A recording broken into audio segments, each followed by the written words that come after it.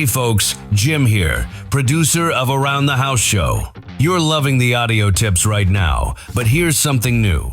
Our full-length episodes and expert interviews are now on YouTube as video, so you can watch the demos, tool close-ups, and guest interviews, or just hit play and listen like a regular podcast.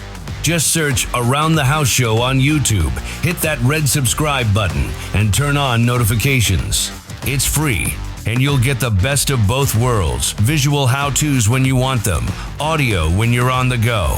Don't forget to subscribe on your podcast app too. Thanks. And now back to the show.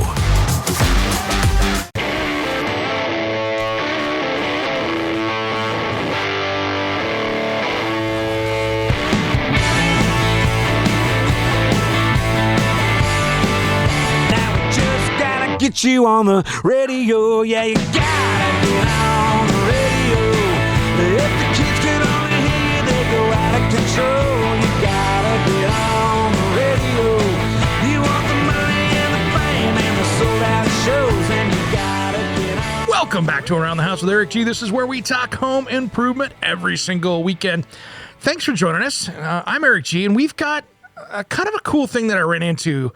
You know, my garbage and recycling at my house is Republic Services, and they've been doing something super cool with this new Committed to Serve campaign that they've been running here for, month and a half or so. And it's really cool where they're giving back. And I've got Jason from Republic Services on the line here. Thanks for joining us on Around the House, brother. Hey, appreciate it, Eric. Glad to have be able to be on the show. Thanks, man. Well, you know, you guys are a huge, refuse recycling company, across the U.S. And you guys do a great job, at least in my neighborhood, and I can say that because it goes flawlessly. And it's even funny now with the, with the current times, in my neighborhood, it sounds like about every house, it sounds like there's a glass truck having an explosion outside at 6:00 in the morning when you guys come around here, and we all laugh about it in the neighborhood because we like to have a good time, but you guys do a great job, and now you're giving back in the neighborhood. And I wanted to talk about this because it's something different, and when I see a company out there doing the right thing, I want to highlight it. So let's talk about your Committed to Serve campaign. Yeah, Eric, I appreciate it, and you're exactly right. I think one thing that I've heard with a lot of the customers recently is, right, that recycling garbage truck is a sense of normalcy for them, right? When they know to expect it coming down the road. And I think our employees, value that as well. So the quick story of this is when the pandemic hit and the shelter in place orders came into effect, and, the impacts on small business and the local communities were really felt. Our company, which is nationally, supported, but, really takes a heavy focus on what we do in the local communities, took a look at this and said, okay, what can we do that, not only empowers our employees on the front line, but gives back to the communities. And, the first thing we always looked at was the safety of our people. So we did a lot of things to set up to make sure our folks felt safe coming into work every day. Cool. And then the next piece to this on this Committed to Serve initiative is our company looked at it and took the 28,000 employees that we have working the front line and said, okay, we're going to give each employee a $100 gift card every 2 weeks for 8 weeks. So when you calculate that out, every employee gets $400 worth of gift cards. And the intent behind that was to give our employees the opportunity to go spend that within the local communities that they work and serve in. Nice. And that's been a really, really neat campaign that we put forward. And when you add that up, it's 20 million. But I think I take a lot of pride in locally, right? Yeah. It's just over 200,000 when you kind of equate all the employees that are in this area. Man, that's just in the Portland metro area. So that's awesome. And then all the other cities you guys have, you have that similar, representation out there. Yeah, that's exactly the case. And on top of that, part of the other piece of the Committed to Serve is that, we dedicated probably since, middle of March, maybe beginning of March, is every week we were providing 2 meals for our employees. One was kind of a meal at work, whether it was a lunch or a breakfast, just to thank them. But the more impactful one is that we would provide a meal home to their families as a way to thank their families for being part and committed to this group as well. Because as an essential workforce, our folks knew that they needed to show up. and sure, they needed the support. So that part's been, I think, even more impactful of seeing how it affects their families on a small gesture like that. Well, and then on top of it, I can't say this for an official stat by any means, but I know my garbage and recycle has almost doubled because now the kids aren't in school, people are working from home, and so the natural trash that ended up at school in the office is now at home now. It has, Eric. And in fact, we calculate the numbers almost daily, and it's gone up close to 30%.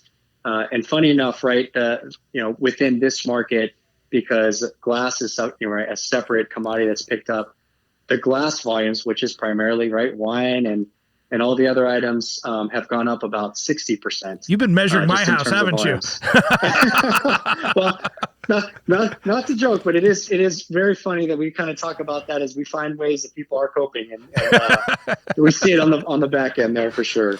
Yeah, it's funny, and I can drive down the street, and I know my neighbors pretty well now, and it's even though we've been in here for months, and they're awesome, but it's also you can watch the lug to the street corner with the glass bin every week, and I'm happy it's weekly pickup here because it would be really judgmental with some people if it was every 2 weeks. That is so true. Yeah, that is so true.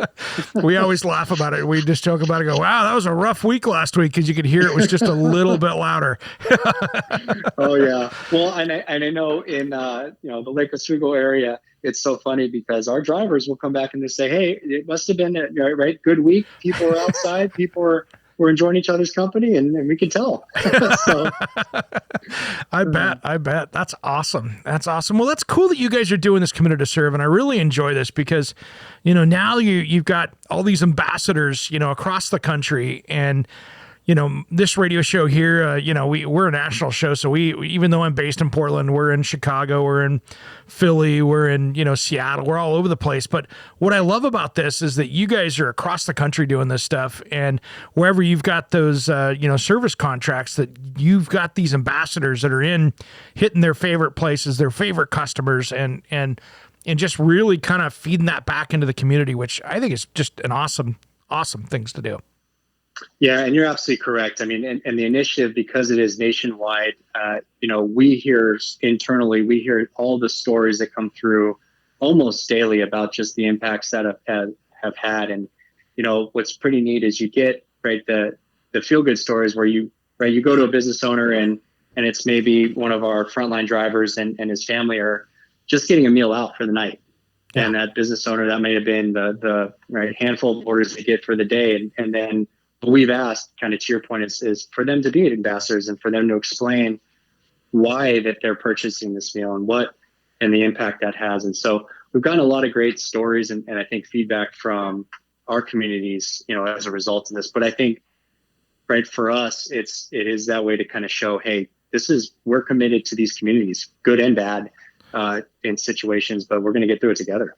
Yeah, and that's awesome. And it's cool because I'm sure you guys are starting to track the results and stuff of that. But that's a big, just a big input from a company that you guys didn't have to do that. And I want to say thank you from my community to you guys to giving back in our area here and across the country as well. Oh, Eric, really appreciate that. And it's likewise. I mean, we take a lot of pride in being able to provide the services that we do for the communities. So we're just appreciative to be part of this. All right, Jason, thanks for coming on Around the House, man. I really appreciate it. And thanks to Republic Services for doing what you're doing. We need more people out doing that. And, you guys are doing a great job. And thanks again. All right, Eric. Thank you so much. Appreciate it. We want to keep highlighting people that are giving back. So anybody out there in the listening audience, if you've got somebody you see they're giving back in the community, hit us up on aroundthehouseonline.com. Hit the contact us. Give us the information. We'd love to follow up with it because, it's fun to highlight these kind of things where people are actually doing something good out in their community. Now that, places are opening up across the country, Julie and I last weekend on Memorial Day went out and hit happy hour and, of course, followed all the rules and everything else. But it was like getting that ankle bracelet taken off. But it's one of those things as we're all coming back to a new kind of normal. whatever that's going to be. It's kind of nice to see companies out there that are making a difference. I want you to hit us up on social media. That's going to be on Facebook, Around the House with Eric G. Same thing with Instagram and LinkedIn, Twitter, those kind of things, because you're going to see a lot of new content coming up, and we'll be doing that every single day. And don't miss my daily tips. And here's another thing, too. Have you enabled your Alexa skill for Around the House? You know how those things work. It's where you can ask for the latest update and news. We've got tips on that as well. So I want you to join us there. And then make sure when you listen to the podcast that you like, follow, subscribe. And we'd love to see some comments out there, because those comments sure help us out with the rankings and stuff out there as well. And feel free to share this with any of your friends that need some help doing some home improvement. We'll be back soon with Around the House. Somewhere next to Bakersfield, with a fancy car and expensive clothing. You could buy me a drink, I can get you a Jennifer Lopez, and I could buy you a ring that's bigger than Kobe's. No time for these stories of mine, don't take the call. No time for these stories of mine, never go. What's up? This is Stick And Satchel from Steel Panther, and you are listening to Around the House with Eric G. Yeah. We love Eric G, and you should too. When I'm down, I make a call. Got the number written on the wall. Frost is busy, then I try again. Oh, who's she talking to? Could it be? Welcome back to Around the House with Eric G. This is where we talk home improvement every single weekend. Thanks for joining us. Man, we have had a jam-packed interview. This has been a fun one, just from dealing with the trash there, and of course, dealing with our friend Eddie Ueda from Ueda Landscape in the last hour. Thanks for joining us today. Hey, give us a call if you want. If you want to be part of the show. We do have a line that we don't use a lot, but it's one of those things that really kind of is a resource for you if you need help. So give us a call, 971-233-8992. 971-233-8992. We get a lot of questions during the week that we end up answering on social media that might not be relevant to the show, so we don't really put a lot of the social media ones up in the show because we're helping people and we're kind of moving on and going along with it.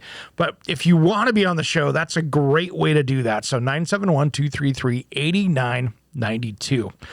Well, man, I actually gave Dane Vodder the weekend off here because, he's been busting it out and working some crazy hours at our flagship station on AM 860, The Answer. And with those crazy hours, we had all these interviews that I said, man, you've been doing some hard work. Take some time off and get a little vacation out of that. So he won't be on for the next little bit of segments here left of the show. But I wanted to talk a little bit about some of the stuff that I've been working on around my house and some of the lessons that might be learned from it. So, I had a pretty big internet issue and we've always been, I talked about this a little bit last week in the midweek special.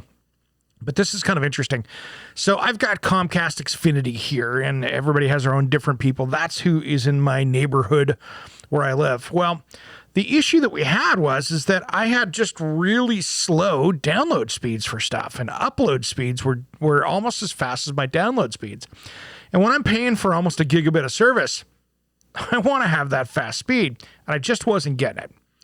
So finally I broke down and called Comcast and said, hey guys, we got a problem. And so we went through I went through 2 levels of tech support and restarted that router 4 or 5 times and jumped through all those hoops. And finally we're going to send somebody in, and that way he'll be only outside your house and he'll work on it from the outside and he'll take a look at it and see what's going on. Well, he did. And we had some issues with some connectors that weren't great on their side of things, and we got that stuff taken care of and helped it a little bit, but we got upgraded to the new Wi-Fi 6 router, which is absolutely amazing. This thing, lightning fast, works so much better, but still here in my studio, I was still only getting, 120 to 130 megabits per second on my download rates, and for paying for gigabit and getting a tenth of what I was supposed to be getting, I had already bought their little X-Fi pods, and it had been explained to me from Comcast that those were like the mesh network that you see with Google and Amazon and all the different mesh networks out there. And what a mesh network is that's when you go into your house and you plug in these little pods around the house, and it gives you basically equal internet service that meshes together around your house. No, they don't work that way. They will kind of be more extenders where they give you a little extra service outside of your router, but they are not a mesh network. And it was funny.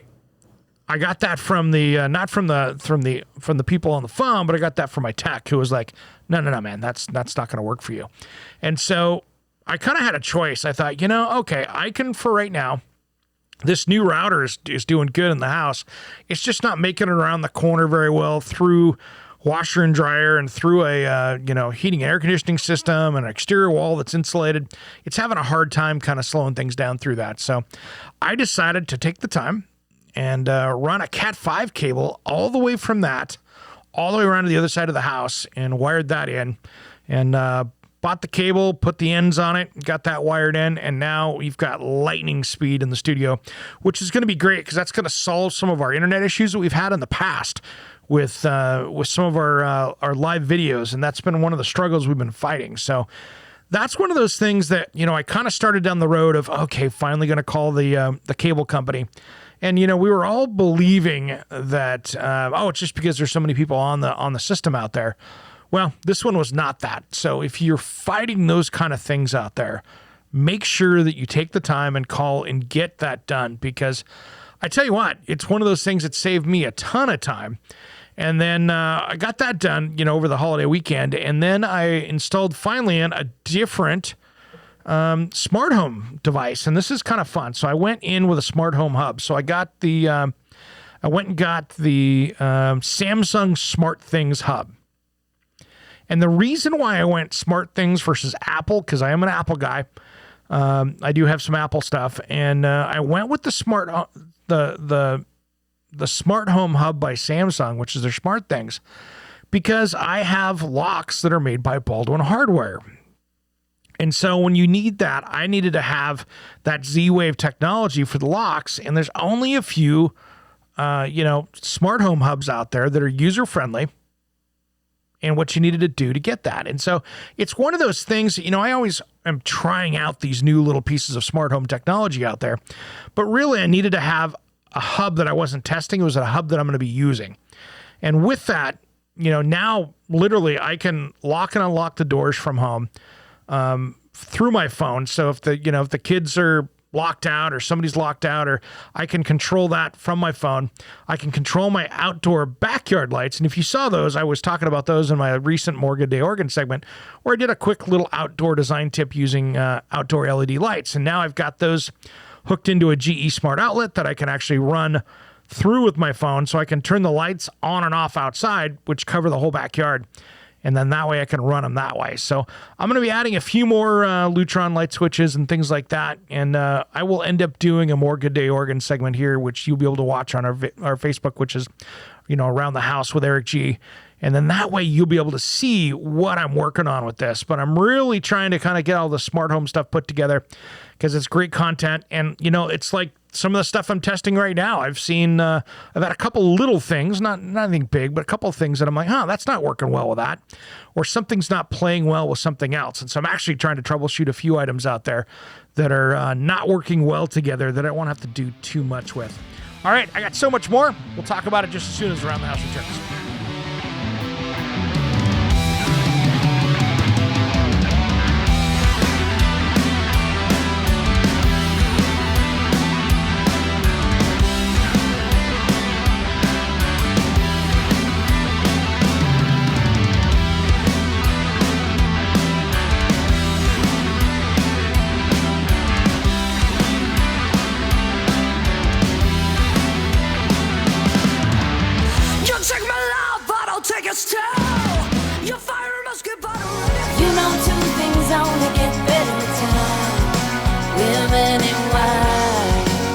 This is Farewell Angelina, and you're listening to Around the House with Eric G. It goes down so smooth. Ooh, it makes me want to.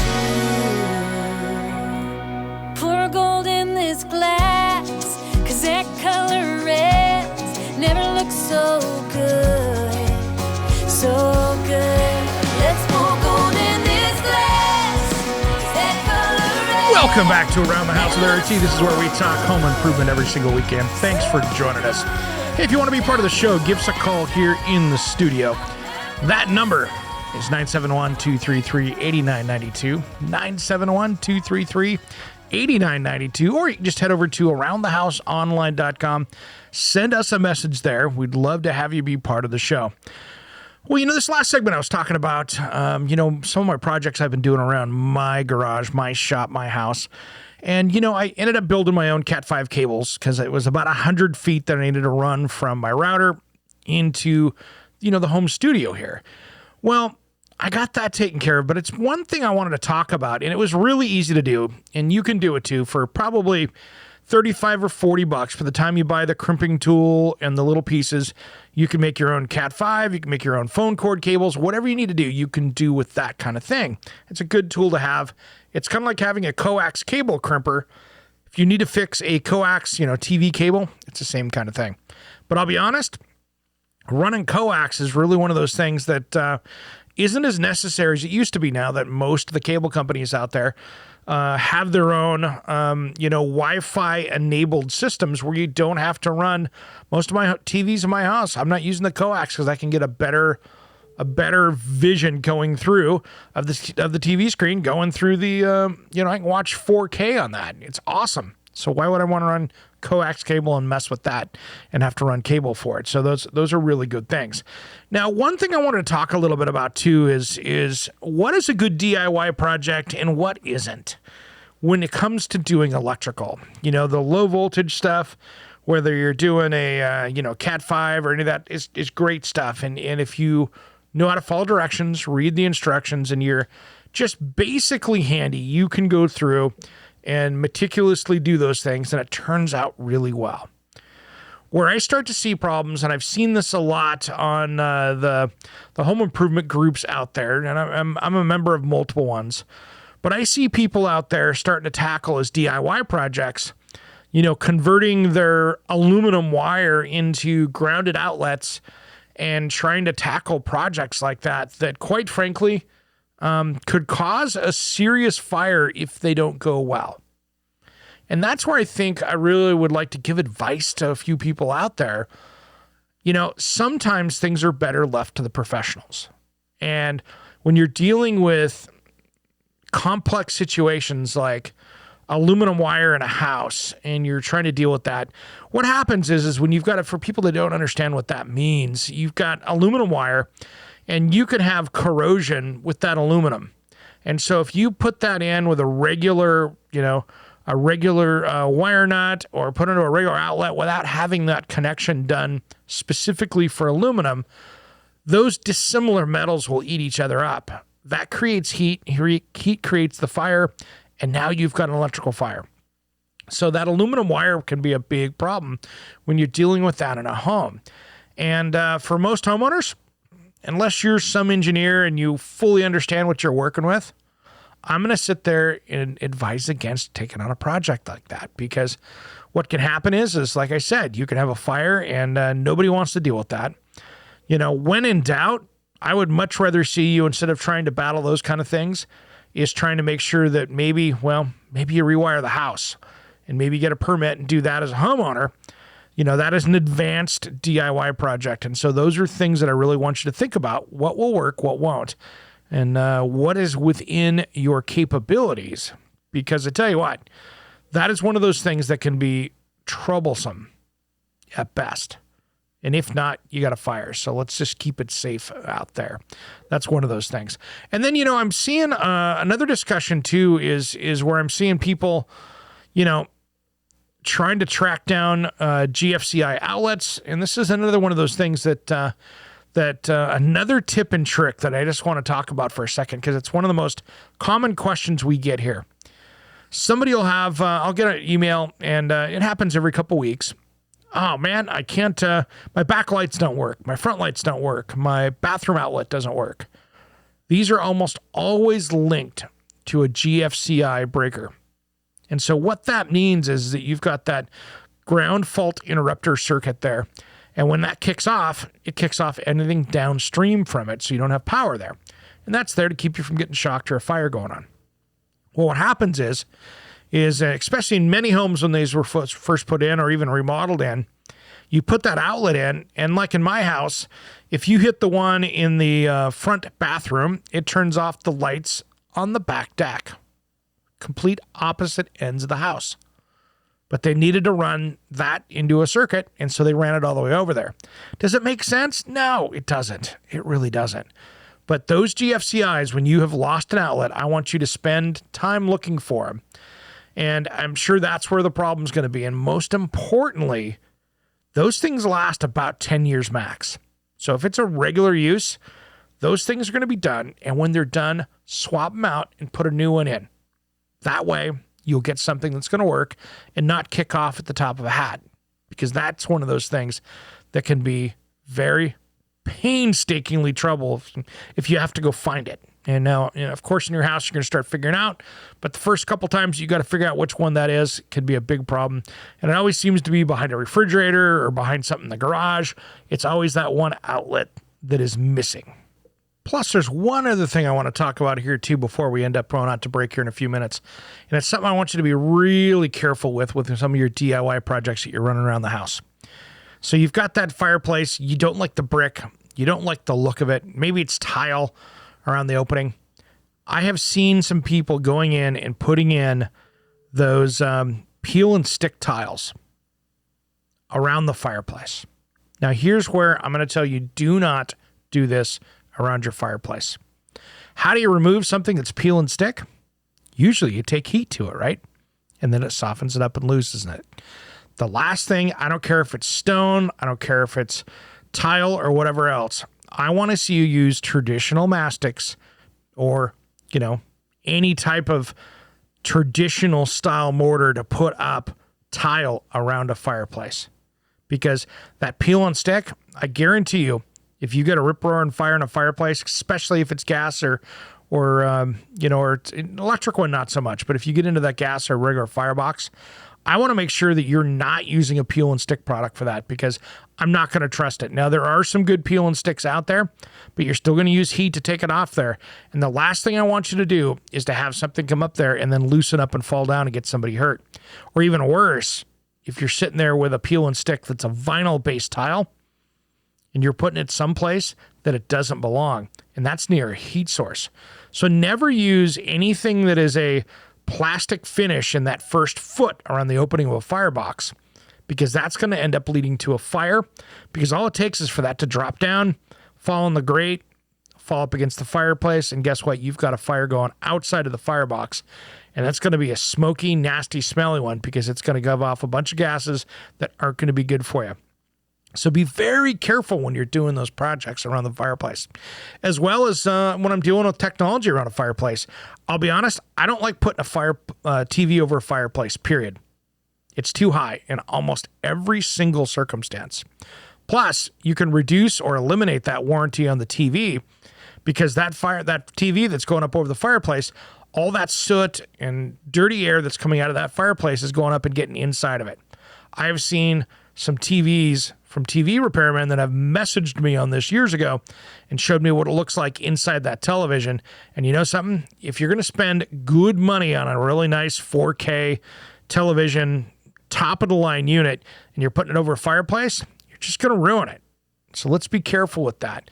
I ended up actually having to remove a window in my house and boarded it up in that area, closed up a window so I could put the TV off to the side so we could see it, because putting it up too high was going to be hard on my neck, because the last thing I like doing is feeling like I'm in the front row of a movie theater trying to watch a movie.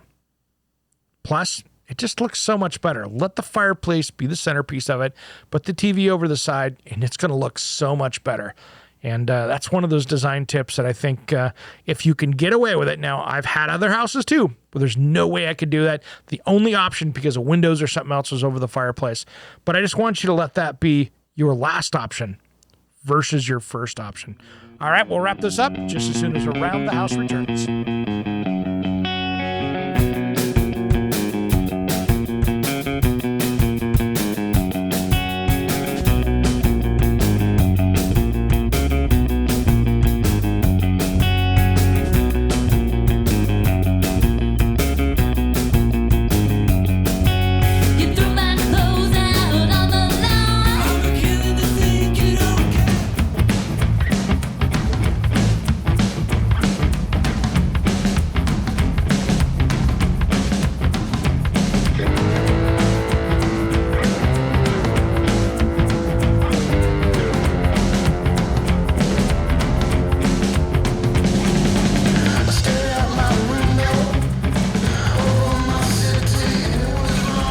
Welcome back to Around the House with Eric G. This is where we talk home improvement every single weekend. Thanks for joining us.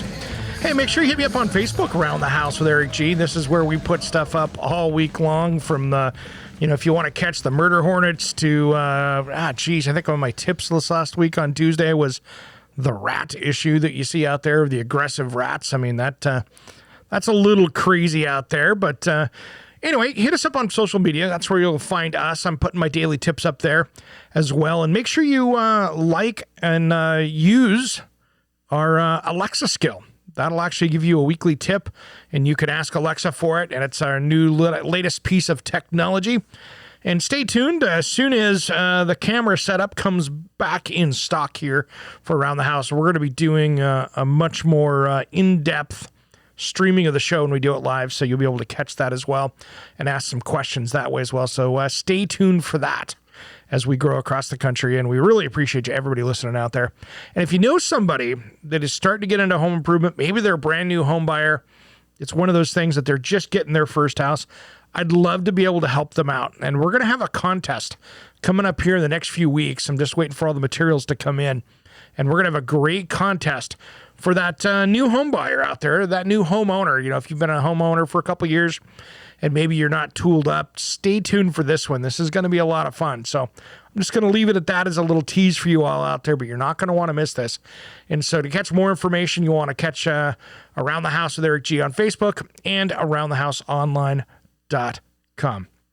So I've been working a lot of technology around the house here and getting some stuff wrapped up. And like everything else, I've got a ton of little projects around, and from everything from working on my pickup truck to, getting the Wi-Fi going. But I just would like to encourage everybody to play around out there and use some of these new toys, because they do make life easier. And Julie was on here. It was kind of funny. She is a little technology challenged. She has a good time working it. She understands it, but sometimes she's just, against it. And once I got this new hub in, this SmartThings hub, she actually went, oh, I don't have to go out and turn the lights off at night. We can be in bed. We can shut the blinds. We can turn the lights off in the backyard. We can make sure the doors are locked. I can look and see if my garage door is closed and locked. So these are all things that, one, they enhance that security because you're not going to forget to do them when you go to bed at night. And two, they're going to be a little bit of energy savings because now I can make sure my lights are on when I want them. They're off when I don't.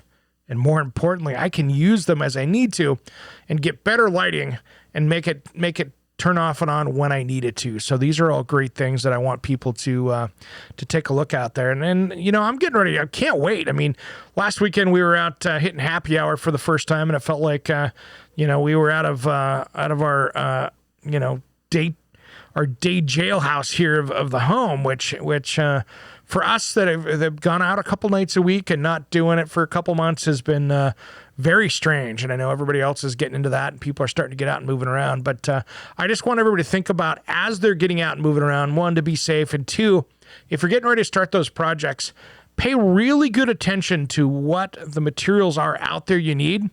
Because right now there are things out there that the industry is just out of, and maybe it's because it's coming out of China. Maybe the USA production facilities are down. There's a lot of those things out there where they have just literally sold out of products, and it might be a couple months there. So more importantly, when you're getting ready to start this DIY project and you're going to dive into it, make sure you have every piece of material on hand before you start it. Unless it's something that you're going to be doing in phases and you don't care if you start something and don't. And that's why I haven't done my kitchen remodel just yet, because we want to dive into that soon. But until we have all the companies open that we're working with, until everybody's kind of back to normal and operating, I'm not going to tackle that big project. So I want you to be careful with that as well. And if you've got a contractor out there, make sure they're licensed, bonded, insured as always, especially coming out on the back side of this. And be careful on Craigslist and Nextdoor, because I tell you what, there are some serious people out there that are hunting for people to do job site and work stuff that I'm really worried about it. So not the best place to find your contractor in most cases. All right, everybody, have a great rest of the weekend. Thanks for listening Around the House. I'm Eric G. And for Dane Vaughter, you're listening to Around the House.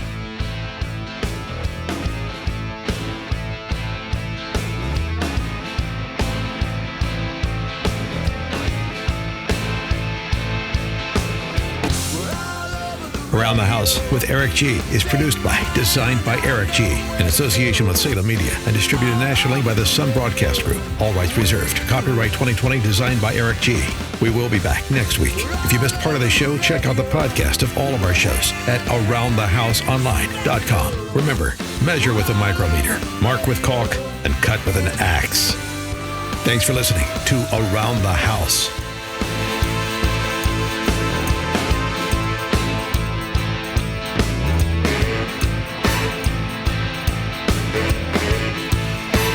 Thanks for listening to Around the House with Eric G on the podcast. We really appreciate it.